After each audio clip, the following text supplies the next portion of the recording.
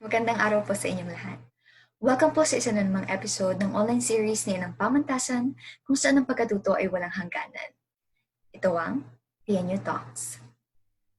I'd like to start today by acknowledging that we are walking on turbulent waters, from the global health and economic crisis because of COVID-19 to bringing out into open the instabilities of our institutions and their inability to organize united, accountable measures to combat the pandemic thus far. This has also, sadly, given rise to various forms of violence and inequities.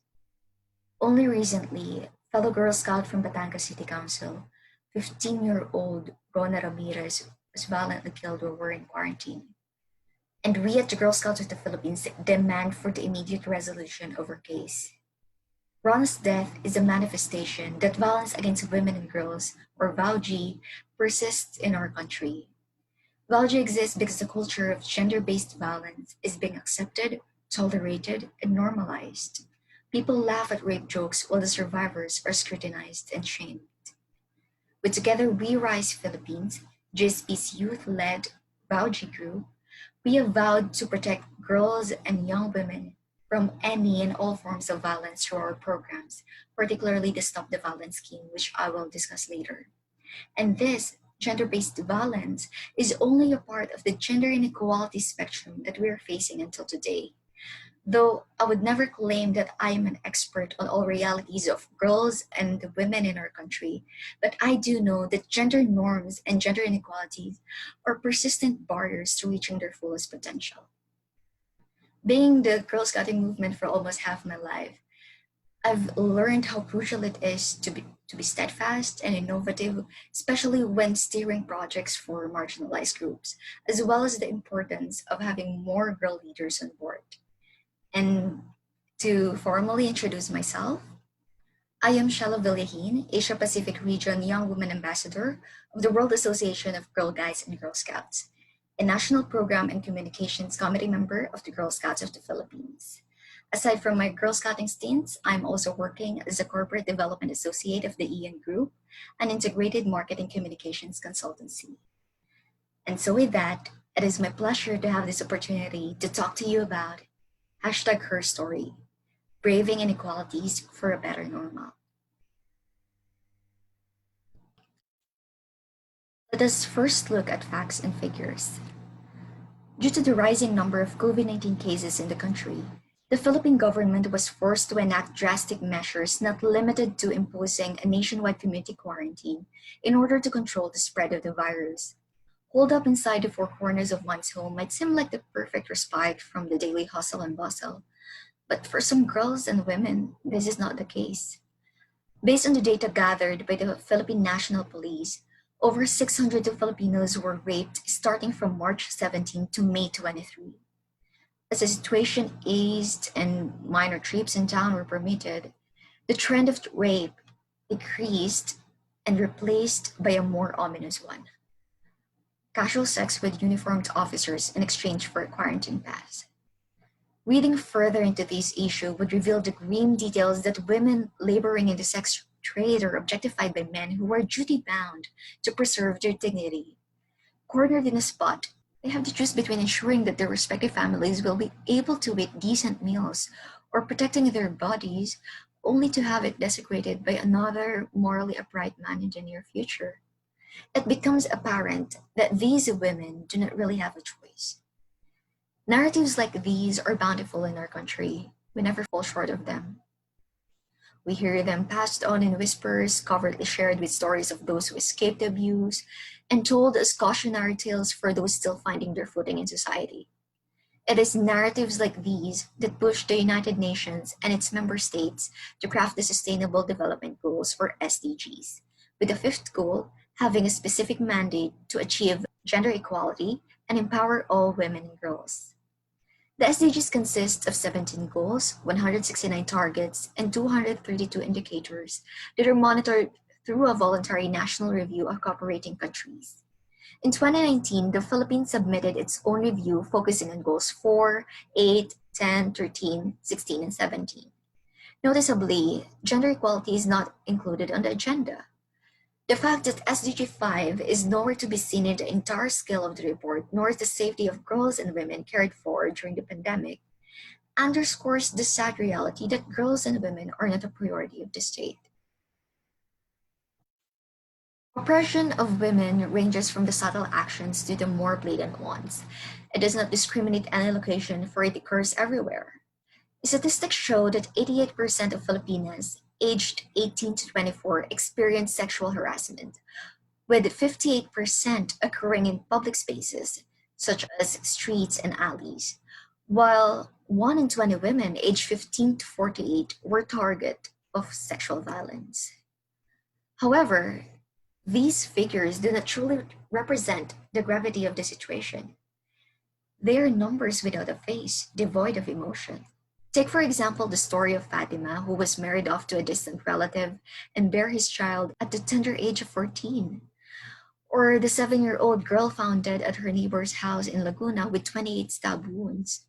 There is also the biased ruling of the Board of Trustees of a certain high school who voted in favor of the perpetrators responsible for circulating nude pictures of their teenage students. Can you imagine all these cases happening in our country? These are the horrors women encounter on a daily basis. The constant fear of patriarchal violence is etched in the back of their minds. In addition to physical, emotional, and economic violence, women are also the subject of tirades of sexist, misogynistic politicians who assume that women are built only for their pleasure. But there's still hope. At least that's what women tell themselves at night, as they cry themselves to sleep. The question is, does Lady Justice hear the cries? Let's take a look. As of today, women can now take on maternity leave spanning for 105 days through the RA 11210. And by virtue of RA 6725, are protected from employers' gender preference. The law also recognizes the possibility of abuse within or outside the home. Thus, it seeks to protect women, mothers, and their children by setting penalties prescribed under RA 9262 and complemented by RA 7877, 8353, 11313, and RA 8505. And the shining emblem of the government support for women is detailed in RA 9710, or the Magna Carta for Women, a comprehensive framework of women's rights based on international law. We should know these, our rights for our protection. If we don't know them, then we cannot fight for them.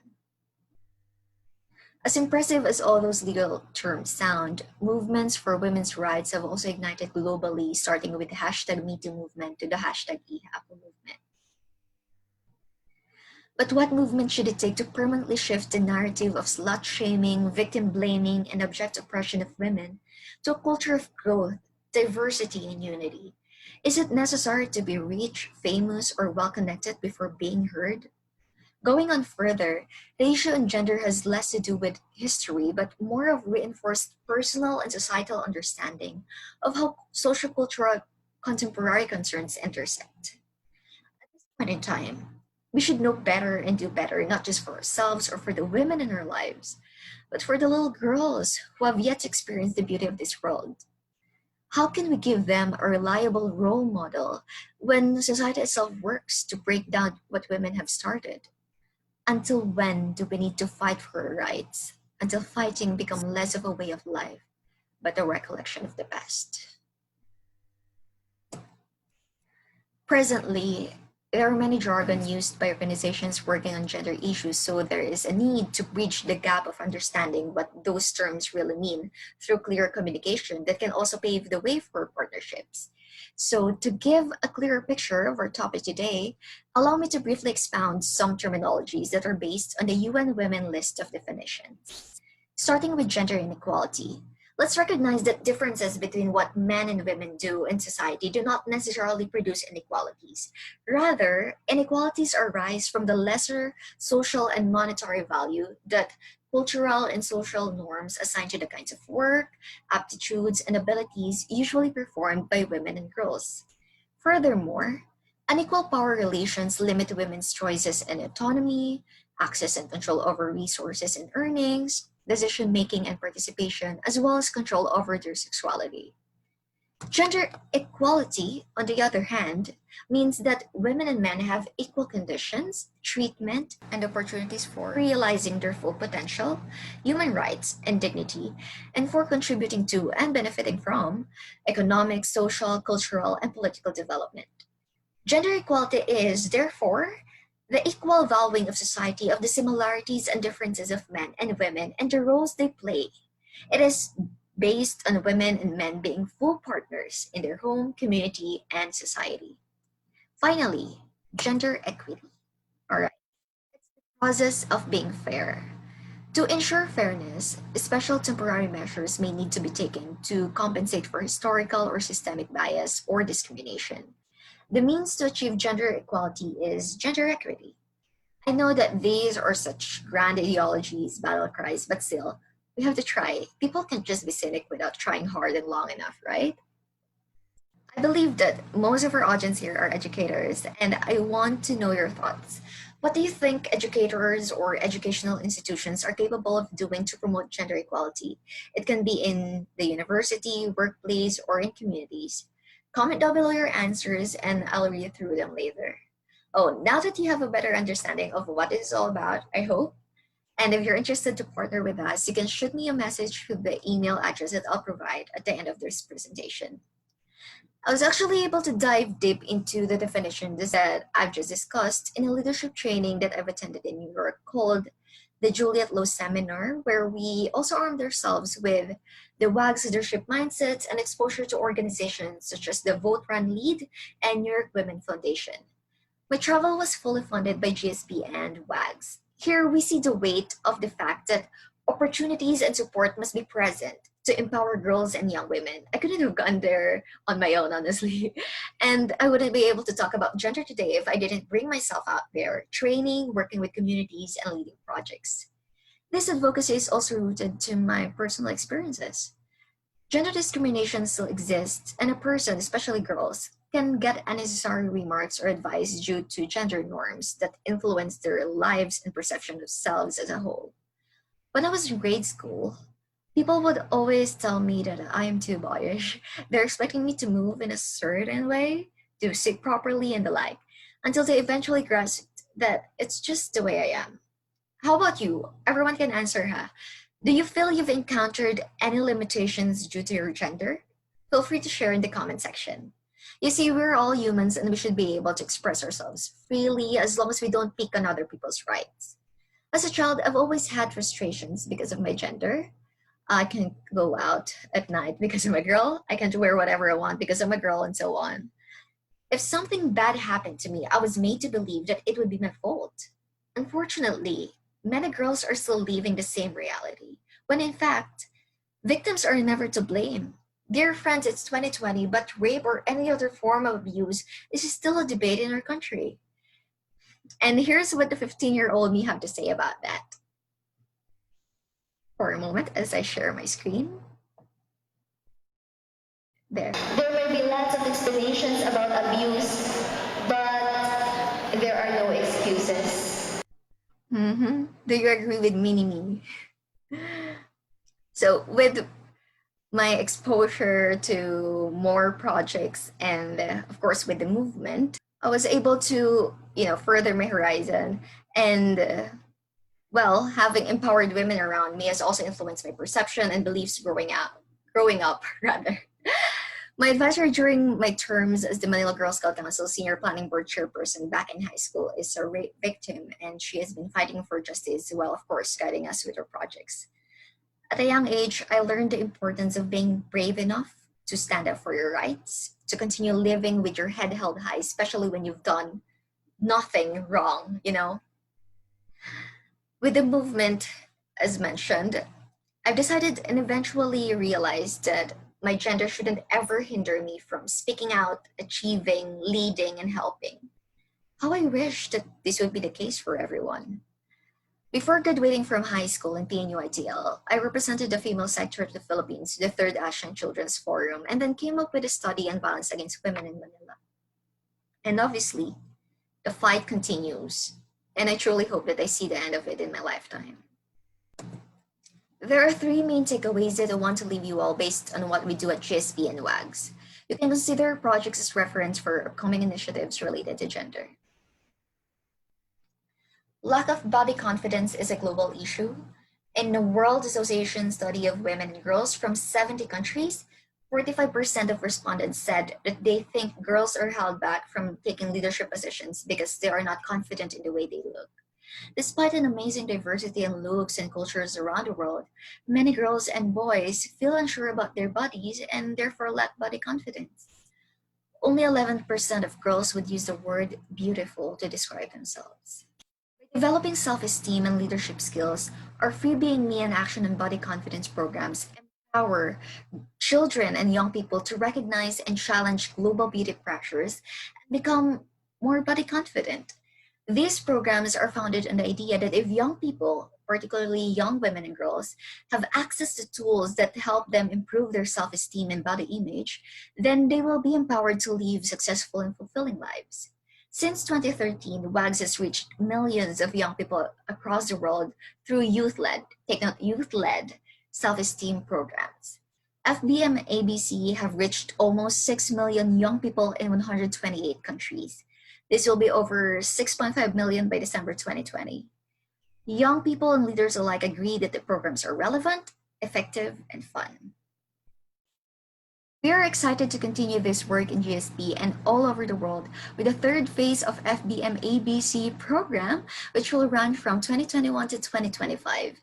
It also matters a lot that the people in our organization are supportive to our ideas and the way that we want to express ourselves. We're also encouraged to call out remarks or behaviors that make us feel uncomfortable or just plain inappropriate regardless of age. It's vital that we recognize and address our own prejudices or unconscious biases to be able to focus on achieving our desired outcome for a certain project. Open communication and willingness to cooperate makes our intergenerational teams work that have been together for many years now. For example, our titas, the old ones, have put their faith in girls and young women like me to run a week-long digital celebration of our 80th anniversary, as well as facilitate a badge work program that we call the Fight COVID-19 GSP Challenge Badge. You can visit our page and see for yourselves. This leads me to my next point, leadership, which I've been mentioning. On our end, WAGs have also taken measures to promote young women in governance, and thus is my role as a young woman ambassador. Currently, I'm producing an action plan and a handbook with my fellow ambassador that can empower thousands of young women to take leadership roles. We have formed our own working teams at the national level to deliver this, and we aim to create a platform to collect voices of girls and young women within or outside the country on issues required by the WAGs and Asia Pacific Regional Committee. We've been utilizing our online platforms, especially with our situation today, to connect with our fellow Girl Scouts and learn about their most pressing sentiments that will be valuable for our next projects. We acknowledge the need to innovate and make our projects more accessible and inclusive, like what we did during our 80th anniversary celebration, where we tapped influencers, sign language teachers, and used our social media platforms. Our girl-led programs like our anniversary, as mentioned, and the National Gathering of Girl Representatives, which happens every triennium, have produced significant results. To give you an example, one of our most recent digital projects, the Fight COVID-19 GSP Challenge Batch, has reached more than 4,000 Girl Scouts. This has helped them cope with the new normal and continue their Girl Scout program while staying at home. If you want to know more about the process, you can send us an email and we'll tell you about it. In the next few months, we'll be rolling out more activities and training to empower girls from all over the Philippines to lead their own teams, with an emphasis on how they can maximize online platforms. Aside from ways to mentor girls and young women, we also have a succession planning toolkit developed by WAGs. Succession planning is essential to supporting strong, growing member organizations like GSP that can continue to provide these vital programs. By planning for a future and developing young and adult leaders, we will make sure that international girl guiding and girl scouting will continue to do its work for the next 100 years. We want to have enough time to explore all these programs and modules. That's why I keep endorsing that you just message us in case you're interested in learning about them. Finally, we all have to take a stand. Violence against women and girls manifests itself in physical, sexual, verbal, and psychological forms. In the Philippines, catcalling has become a norm and it still persists even with the Safe Spaces Act. Also, one woman or child is raped every hour. What's worse is 33% of sexual abuse is incest rape. However, it happens far more often than the official data shows, as admitted by DSWD themselves. So the question now is, who will they turn to if they cannot go to the police or even their family members? And today, we still see people trying to blame victims. This reality shouldn't and is not normal as humans capable of thinking and feeling. Morality has always been leaving the conversation and many people just let it be. Our nature as a conservative country has been playing a big role as well in these realities. We should start changing the narrative to the best of our abilities, you as educators, leveraging our respective platforms and network. While on a macro level, approximately 15 million adolescent girls aged 15 to 19 worldwide have experienced forced sex at some point in their life. In 2015, Girl Scouts of the Philippines was selected to be a pilot member organization for WAGGGS and UN Women's joint Stop the Violence or STV Speak Out for Girls' Rights badge curriculum. We've been working on this non-formal education curriculum to stop violence against girls and young women that consisted of activities and information to help them understand their rights and develop their skills and confidence to claim these rights for themselves and others. STV has been developing young people's skills and confidence to create respectful relationships, creating safe and equal spaces for girls and young women to discuss violence and seek support. As of December 2019, 607,559 Girl Scouts in our country undertook activities and earned badges on violence against women curriculum. You can learn more about this in the WAGGGS website. It has downloadable files and examples of best practices. Knowing all this, I've always wanted to roll out my own project that directly involves and empowers those who are victims of abuse. And finally, it's happening. Supposedly this year, but due to the pandemic, we moved it next year. This is going to be in partnership with a sanctuary that caters to girls who were abused and in conflict with the law. Together with my team, we crafted a module specifically designed for non-Girl Scouts. We envision the promotion of community-led troops and make the services of our movement more accessible, especially to those who can benefit from it the most. I cannot divulge any specific further information about this yet, but I hope that our team can reach out to you all in case you would need additional resource support. Taking a stand starts with understanding the issue and having a clear vision of what you want to do and achieve. While it's good to spread positivity, you must back it up with concrete, actionable steps. Set your metrics and monitor your progress. According to WAGGGS' paper on fighting for gender equality, girls everywhere face discrimination and inequality and are often disproportionately affected by factors targeted for change under the SDGs. 1 in 3 girls will be affected by gender-based violence in their lifetime. In the developing world, many will be excluded from education or training, while poor self-esteem and mental health issues are a growing issue for girls everywhere. Providing a better future for these girls is not only essential for them, but is also equally important for their families and communities.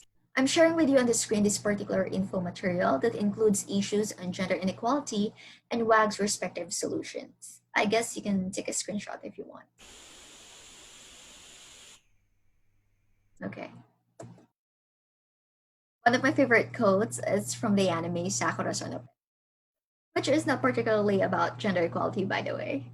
There's a scene where the main character, Kanda, said, I pretended it was someone else's fault, that nothing happened. But I was wrong. If you put your mind to it, you can change the color of your world in an instant. This is totally coming from a different context, but I believe it can be applied to almost anything. I've been keeping it in my pocket ever since high school. We just really need a change of perspective for something to happen. I hope that you can also remember this from time to time with my voice echoing at the back of your mind saying, empower, lead, and take a stand. Let us not forget the stories of the people who have suffered and fought due to gender inequalities in our society. Let us work together to make more stories with happy endings for girls and young women. The one riding the white horse can be you and me. Let us make the new normal better for her. And this has been her story, Braving Inequalities for a Better Normal. Maaari niyo pong i-comment ang inyong mga katanungan at kuro-kuro tungkol sa ating episode ngayong araw. Don't forget to like and share our episode as well. Marami pong salamat sa pakikinig at mag-ingat po kayo palagi. Sa muli, ako po si Villajin at sa inyo ang PNU Talks.